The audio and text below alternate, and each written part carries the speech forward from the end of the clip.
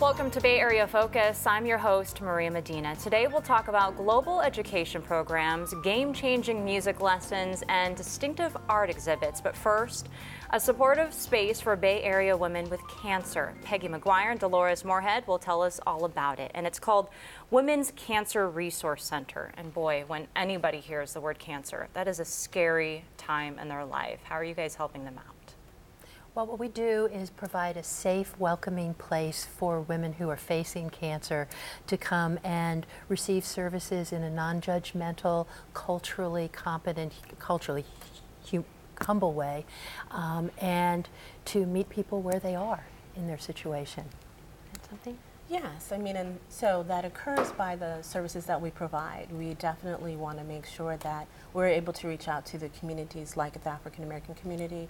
We have programs that support Latino women who speak Spanish. We do this in a way that allows them to feel safe, allows them to know that their needs are being met, because we are really coming from a place of understanding what barriers they may face and that we are there to be supportive at all times. So what kind of programs do you guys offer, and what are some of the first things that women want to know when they come to you? Many women walk in and they want to know and understand what this means, what their diagnosis means, because while we may believe that the doctor does tell them and share this information, many women arrive at our doorstep saying, I've just been diagnosed. What does this mean for me? I've been told that I'm going to have chemo or radiation. And what does that really mean? What are the aspects that occur? And so we are there to walk and hold their hand and to help them formulate questions, to help them that realize that this is one part of their journey. And then at one point, they are going to move past that, and they will be able to step back and look and say, look how far I've come, and now I'm a part of the individuals who have survived. And what kind of programs do you guys offer? So we have wellness programs, we offer yoga, we offer art, we do community dialogue. One of the things that we do as providing direct services, we have financial assistance programs. We also have individuals who provide cancer navigation. And that means that we have volunteers and staff who are able to accompany a woman to her doctor's appointment, who's able to drive her to her chemo appointment, who even will be able to take her to pick up her medication. So it really is about, for us, creating that community so the person does not face cancer alone. And what's the most rewarding part of your job, would you say?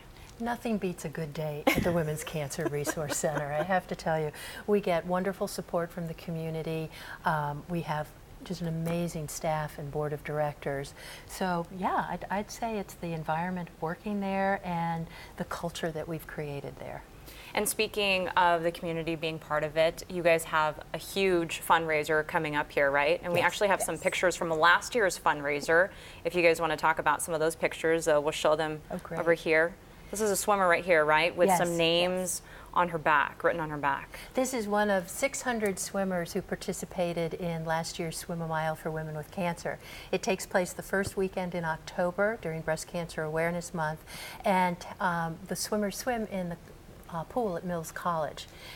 You don't have to swim a mile. We have several lanes that we designate as our boardwalk, because sometimes women don't want to get their hair wet. So we provide opportunities as well for people to converse while they're logging their mile. And you know, you see the smiles on their faces in those pictures, and you know, I've never been diagnosed with cancer, but I can imagine when the doctor tells you you have cancer, you feel alone. You go to the Women's Cancer Resource Center and you find people, women who have cancer, and you kind of find the support group. Is that what they're going through when they go through this group, the center? We are largely a volunteer organization. We have a small staff of 12, and at any point in time about 200 volunteers who are facilitating our support groups, providing in-home support, doing outreach in underserved communities. And so it is the volunteers who are at the heart of everything that we do. And you don't just help women with cancer, you actually do outreach for preventative education as well, right? We do. And one other thing I wanted to mention is that if a person is not able to come into our office, we have an information referral helpline that is staffed by volunteers, some who are survivors, some who have just been touched by cancer and want to give back.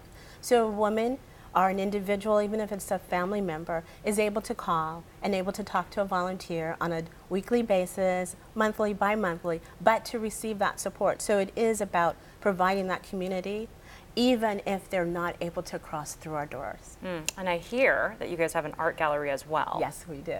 Can you talk about that? So our art gallery is beautiful. It's always very creative. We've had individuals who have had cancer. We've also participated in things like having LGBT individuals participate.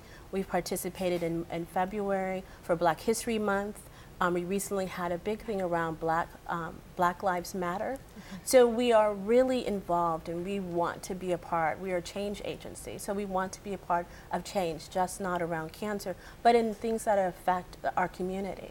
And not to mention, lastly here, you guys have a huge milestone you're going to celebrate.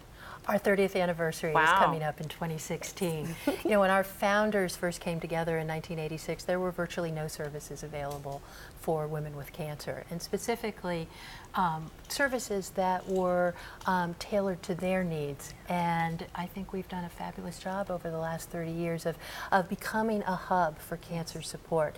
The other thing I want to say is our founders believe very strongly that women are experts in their own experience. So the power of the volunteer model is most of our volunteers are cancer survivors and former caregivers.